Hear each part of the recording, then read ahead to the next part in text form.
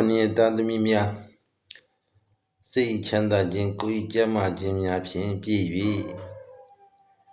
ဘေးပြာတွေဝေးကွာပြီးစီးပွားဥစ္စာတွေရှာနိုင်ဖွေနိုင်စုဆောင်းနိုင်ကြပါစေ။ဘာတိနာမေတ္တာပို့ဆုတောင်းပေးပါတယ်။အဲ့တော့မနေ့ဖန်ဆိုရင်အင်္ဂလိပ်လို16ရက်နော်မျောနေတဲ့ရက်တနင်္လာနေ့ဖြစ်ပါတယ်။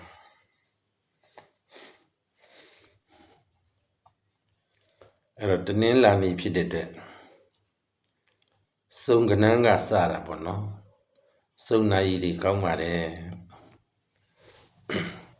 ဒါ3နာရီခွဲသတင်းကိုပြောနေတာနော်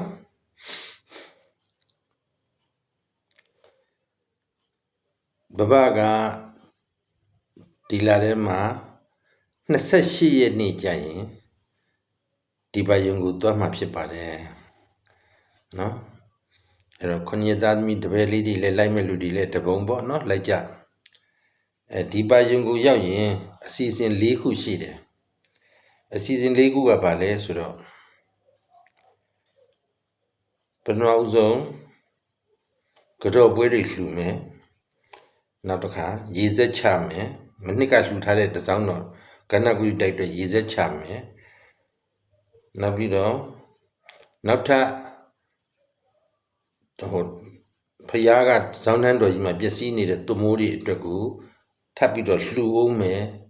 နံပါတ်3ချက်နံပါတ်4ကျတော့ပဋ္ဌာန်းပွဲရစ်ဖတ်နေတဲ့တန်ဃာတော်များကိုဆွမ်းကပ်မယ်နော်ချက်လေးချက်ပြီးရင်ရှင်မိုးငိုတွေရမှာပေါ့နော်အဲ့လိုချက်လေးချက်နဲ့ဆောင်ရွက်မှာဖြစ်ပါတယ်အဲ့တော့ချက်လေးချက်နဲ့ဆောင်ရွက်နေမှာပွဲလှူတဲ့နေရာမှာဖျားပွဲလှူမယ်နောက်တစ်ခါသာသနာ့ဆောင်နမီကြီး၄ပါးကိုမှုထားပြီးတော့တောဆောင်နဲ့တောင်ဆောင်နဲ့များနဲ့ဒေဝတာအပေါင်းကိုအတွက်ရည်စူးပြီးတော့လှူဒန်းမယ်နောက်ဘာဘုရောဝိဇ္ဇရိုများပွဲလှူဒန်းမယ်နောက်တိုက်ချုပ်ဘုရောတိုက်ဘုရောနဲ့တိုက်နှန်းရှင်တွေအတွက်ပွဲလှူဒန်းမယ်နော်ဒါနှစ်တိုင်းသွားရင်လှူနေပွဲ၄မျိုးလှူမှာဖြစ်ပါတယ်ဒီဘယုံကိုတွားမရက်ကတော့ဒီလကုန်28ရက်နေ့မှာဖြစ်ပါတယ်နော်28ရက်နေ့သွားပြီးတော့ဆောင်ရွက်စရာကိစ္စ၄မျိုးစီစဉ်ဆောင်ရွက်မှာဖြစ်ပါတယ်ဒီနှစ်အတွက်အဲ့တော့လိုက်ပါခြင်းတဲ့ကလေးတွေဘဝကိုကြိုတင်ပြီးတော့စရင်ပေးလို့ရပါပြီဖုံးဆက်ကြပါနော်ဘယ်လိုစီစဉ်လဲဆိုတာကိုဘဝပြောပြမယ်နော်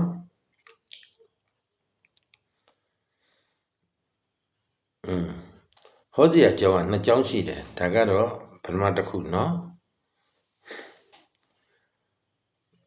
နောက်တစ်ခုကဘာကောင်းလဲလို့ဆိုတော့မနေ့က16ရက်နေ့မှာတိုက်ဆိုင်ကတရုတ်နှစ်ကူပွဲနဲ့သွားဆုံနေတယ်ဗျာဟောကဲဒီအဲ့ဒါတရုတ်နှစ်ကူပွဲရောက်နေမြည်သည့်အလကဘာသူကဘာသာတိုင်းပြည်ရလူတွေပဲဖြစ်သူ့လူမျိုးသူ့ဘာသာနဲ့သူအထိတ်မှသင်္ကေတပညာနိနံကနန်းရှိတယ်တဲ့နော်ဥပမာမွတ်စလင်ဘာသာဝင်တွေဆိုပါစို့မွတ်စလင်ဘာသာဝင်တွေဆိုရင်ခွန်ရှင်း6တယ်ဟောဒီလိုမျိုးပဲနော်ဟိန္ဒူဆိုရင်ဗာလဲလေ96ခွန်နဲ့ပြောတယ်နော်ဗုဒ္ဓဘာသာတွေဆိုရင်တော့တချို့လဲ108တို့ဘာလို့ပြောတာပေါ့ဒါပေမဲ့လို့ဖေရင်ဟောဇာမှာတော့2543ညဒီလိုမျိုးရှိတယ်ဒါအယူတွေရှိကြတဲ့အကြောင်းကိုဘာသာလိုက်လူမျိုးလိုက်မှာသူ့ရဲ့တတ်မှတ်တဲ့နေနဲ့ပညာအထွတ်အမြတ်ထားတဲ့နေနဲ့လေးတွေရှိကြတယ်ကဏ္ဍတွေရှိကြတယ်နော်တရုတ်လူမျိုးတရုတ်မှာကတော့တဲ့ဟောဒါတော့ဘာကဏ္ဍလဲဆိုတော့396ပါတဲ့ဟော369ဒါတရုတ်နံပါတ်တဲ့ဗျာနော်တရုတ်နံပါတ်ဒီ369ဖြစ်တယ်အဲ့ဒါကမှတ်သားထားရမယ်နော်အထွတ်မြတ်ထားတဲ့နံပါတ်ဒီ369တဲ့နော်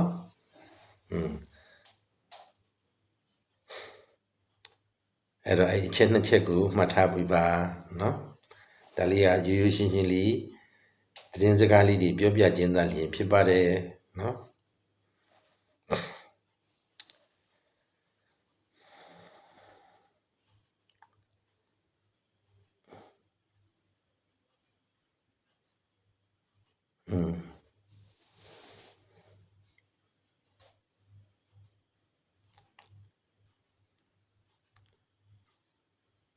အဲ့ဒါကသုံးလုံးထီကိုယူထားလိနော်သုံးလုံးထီမှာကန်ဆန်းခြင်းနဲ့ခုနှစ်သားသမီးတွေကမိမိနှစ်သက်တယ်လို့ကန်ဆန်းပါနော်အဲ့တော့ပမာတစ်ချက်ကတော့စုံနိုင်နော်စုံနေဆိုတော့ဘဘလှုပ်ဆောင်မာတွေလဲစုံရက်တည်ရွယ်ဖြစ်နေတယ်နော်28ရက်နေ့သွားမယ်ဟိုမှာလှူမတက်မှာလဲစုံရက်ပဲဟို၄မျိုးလှူ၄မျိုးအလုပ်လုပ်မယ်အချက်၄ချက်နဲ့လုပ်မယ်ပွဲတွေလှူမှာလဲ၄ပွဲ၄မျိုးလှူမယ်ပွဲ၄ပွဲနော်အဲ့ဒါလေးတွေမှတ်ထားပါ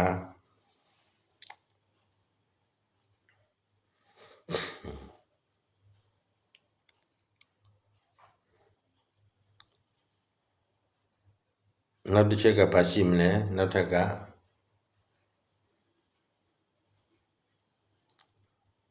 ဒီနေ့က15ရက်ပါဝါချင်းလိုက်ကွယ်တနင်္လာဆိုတော့ဗာယူရလဲချမ်းသာတဲ့နော်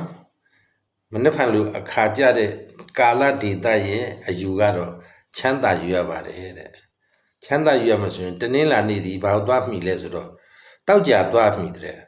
အဲ့ဒါဆိုတောက်ကြနေ့ရဖြစ်ခဲ့တာဒီတနင်္လာနေ့မှာပြန်ပြီးတော့ပေါ်တတ်တယ်ဆိုတဲ့သဘောပဲနော်အဲ့ဒါလေးကိုမှတ်ထားပါတောက်ကြနေ့ကဘာတွေဖြစ်ခဲ့တယ်လဲတောက်ကြနေ့ဖြစ်ခဲ့တာဒီတနင်္လာနေ့မှာပြန်ပေါ်တတ်တယ်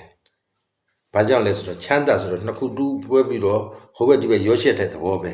เนาะအဲချမ်းသာကတော့ချမ်းသာတလီဆောက်ထားရင်ဖြင့်ဖေရဟောဟာချိုးတဲ့ရှိတယ်အေးဒီပြန်နာဒီစီ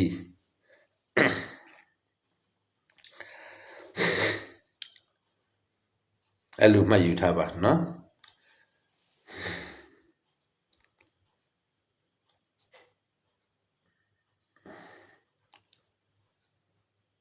အတိတ်လေးတွေကိုပြောပြရင်ပြောပြတဲ့အခါမှာတည်တည်ချာချာနားထောင်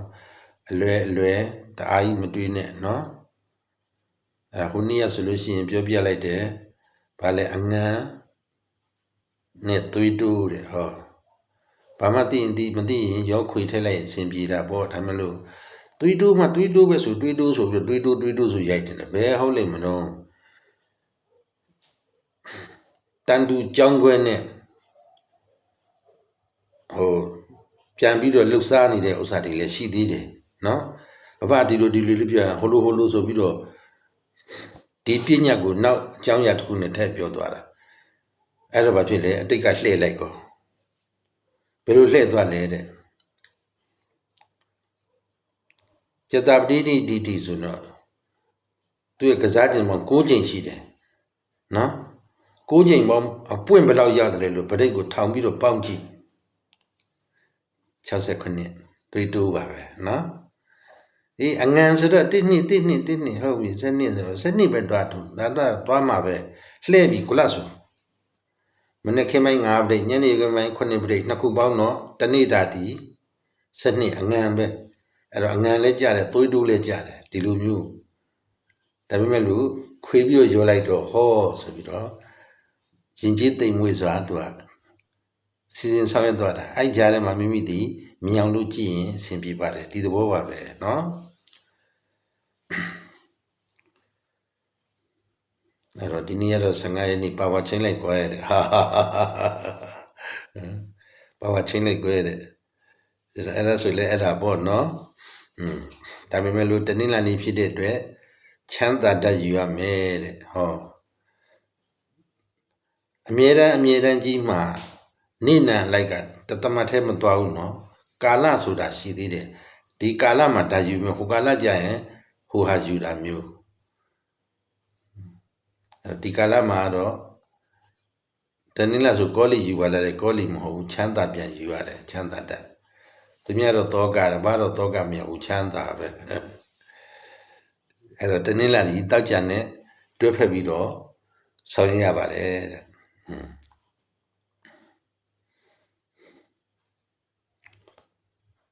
အဲ့တော့ဟိုတစ်ခေါက်ကလည်းပြောရမယ်ဆိုရင်တော့တတိသုံးလုံးဖျားကပ်ပေါ့ကွယ်နော်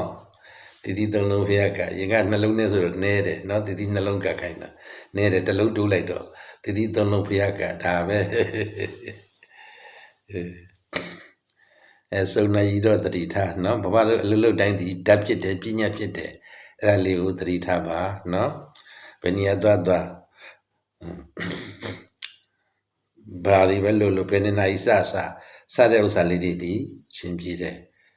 ဟိုမှာရန်ကုန်တော့ပြန်မလာခင်ပြောခဲ့တယ်ဘဘနော်တဲ့အခန်းနံပါတ်933မှာတဲရတယ်တဲ့ဆိုပြီးတော့ပြောလိုက်တယ်တာဂိတမှာနော်အဲ့တော့933ကိုအခွေလေးကိုဖက်တွဲထားတဲ့ကလေးတွေကတော့ဖက်ပြင်းဖက်ရင်ပေါ့ကွယ်စင်ပြေးတဲ့လူပြေးကြတယ်နော်နေ့တိုင်းကိုပါတယ်လေအနန္တောနန္ဒ၅ပါးမမိကြနဲ့နော်ဆိုပြီးတော့တတိပေးနေတာဩပြီးပြီထင်တယ်တဲ့ပြီးပြီထင်လဲထပ်ပြီးတော့ထပ်ပြီးတော့လာတယ်ဒါကိုလည်းနားထဲမှာမရောက်ကြဘူးနန္ဒနန္ဒ၅ပါးဆိုတဲ့ငါးကဏ္ဍပြီးတာလားငါးပရိမျိုးလားဒါမျိုးစဉ်းစားသင့်တာပေါ့ဟုတ်တယ်ဟလားနော်အဲ့လိုမျိုးလုပ်ရမယ်ဘာပဲဖြစ်တယူမတန်ပါနဲ့အလွယ်မကြိုက်ပါနဲ့အလွယ်ကြိုက်လို့ရှိရင်မိမိတွေ့အမှားဖြစ်မယ်တယူတန်လို့ရှိရင်လည်းခက်ခဲတွေ့တတ်တယ်နော်အဲ့လေးတွေကိုယူဆပါမယ်ဒီသုံးလုံးထိနှလုံးထိကြောင့်နေတအားပြောချင်တာမဟုတ်ဘူးဓာတ်ပြုဓာတ်ဆင်ခြင်းရောသာလျင်ပြောပြခြင်းဖြစ်တယ်နော်အဲ့တော့ဓာတ်ပြုဓာတ်ဆင်တာတွေဒီလည်းမိမိဘာပဲလုပ်ချင်တာလုပ်တဲ့ဥစ္စာတွေဒီဓာတ်ထဲကိုရောက်သွားတယ်ပညာထဲကိုရောက်သွားဘာကြောင့်လဲဘာလို့ဒီလောကစကြာအရာစတိလှည့်ကြည့်ပြီးတော့ပရိစိတ်တရားထိုင်ရင်လည်းဒီကြောင့်နေပဲဓာတ်ပြုခြင်းဂုဏ်တော်ပွားများခြင်းဒါပဲဆောင်ရွက်နေတာဆိုအလိုလိုကိုဘဘတို့ကရှိရတော့နောက်ကနေလိုက်လာတာအဲ့ဒါပဲခုနှစ်သားသမီးများကျမ်းမာလို့ချမ်းသာကြပါစေပုံမြင်လေးတွေကတော့နောက်မှဟောမယ်